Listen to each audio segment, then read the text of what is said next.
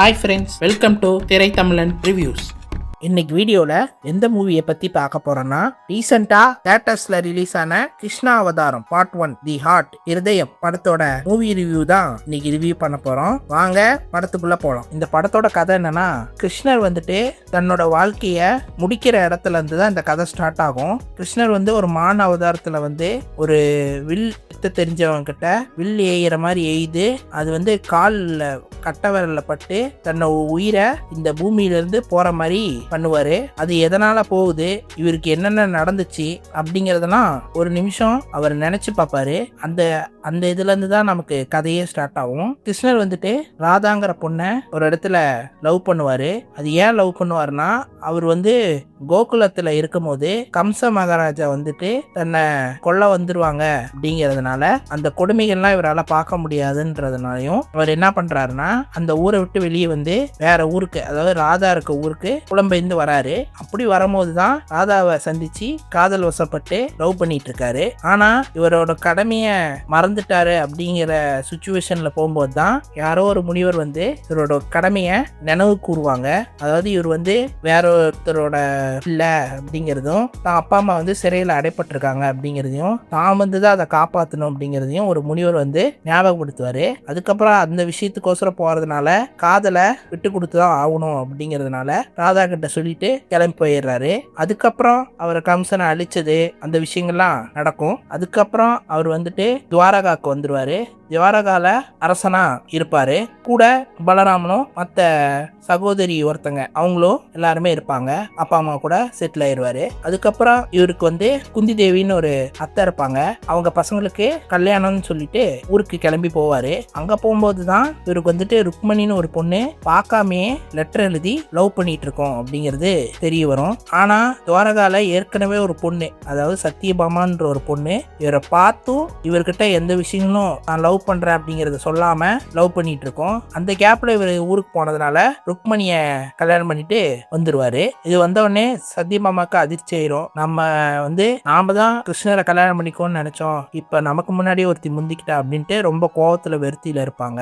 அந்த சமயத்துலதான் சத்தியபாமாவோட அப்பா வந்து ஒரு கேஸ்ல மாட்டிக்குவாரு. என்னன்னா, அவர் வந்து ஒரு ட்ரெஷரரா இருப்பாரு, அதாவது பணக்காசு, அதாவது பினான்ஸ் ஒரு மினிஸ்டரா இருப்பாரு. அப்படி இருக்கும் போது அவர் மூலியமா தான் பணக்காசு எல்லாம் வந்துட்டு இருக்கும். இவங்க தான் அந்த மகாபாரத போர் நடக்கிறதுனால குந்தி தேவியோட பசங்க எல்லாருமே பணம் இழந்து ரொம்ப கஷ்டப்பட்டுட்டு இருப்பாங்க.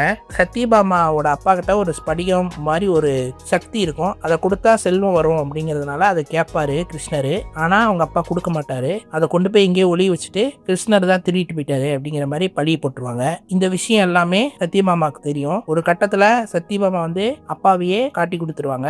காட்டி கொடுத்த உடனே கிருஷ்ணருக்கு வந்து இவங்க மேல ஒரு அனாதை அன்பு வந்துடும். அதுக்கப்புறம் கூட இருக்க கிருஷ்ணரோட தங்கச்சி உங்களை வந்து சத்தியபாமா லவ் பண்றா அப்படிங்கிறது சொன்ன உடனே ருக்மணி கிட்ட சொல்லுவாங்க. ருக்மணியும் பர்மிஷன் கொடுத்து அதுக்கப்புறம் ரெண்டு பேரும் வாழ்க்கைய பங்கு போட்டுக்குவாங்க. அப்படி இவங்க ரெண்டு பேரும் கிருஷ்ணரையே மணந்துக்குவாங்க. அதுக்கப்புறம் ஒரு கட்டத்துல மகாபாரத போர் நடக்கும். அதுல கிருஷ்ணருக்கு ஒரு வித சாபம் கிடைக்கும். என்னன்னா, 36 வருஷத்துக்குள்ள இந்த மாதிரி குடும்பத்துல இருக்கிற எல்லாருமே செத்து போயிருவாங்க, அது என்னோட சாபம் அப்படின்னு சொல்லிட்டு காந்தாரி வந்துட்டு சாபம் கொடுத்துருவாங்க. ஏன்னா தான் பிள்ளைங்களெல்லாம் கிருஷ்ணர் தான் கொண்டாருங்கிறதுனால இந்த சாபத்தை கொடுத்துருவாங்க.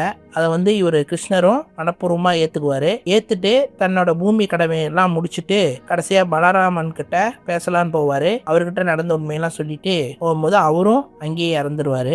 அதுக்கப்புறம் அந்த துவாரகாவும் மூழ்கிற சுச்சுவேஷனுக்கு வந்துடும். அந்த சமயத்துல தான் கிருஷ்ணரும் மான் வேடம் அடைஞ்சு காட்டுக்குள்ள போய் ஒரு வேடன் கிட்ட வெளில விடுற மாதிரி பண்ணி வீரை போக வச்சுக்கிறாரு. அந்த விஷயத்த தான் புல்லாங்குழலால ராதைக்கும் கன்வெர்ட் பண்ணிட்டு தன்னோட மனைவிகளான ருக்மணி பாமாவுக்கும் செய்தி அனுப்பிட்டு இறந்துடுறாரு. அதுக்கப்புறம் அந்த துவாரகாவும் தண்ணியோட தண்ணியா மூழ்கி போயிடுது. மூழ்கினோடனே அந்த இடத்துல இந்த கதையை முடிச்சிடுறாங்க.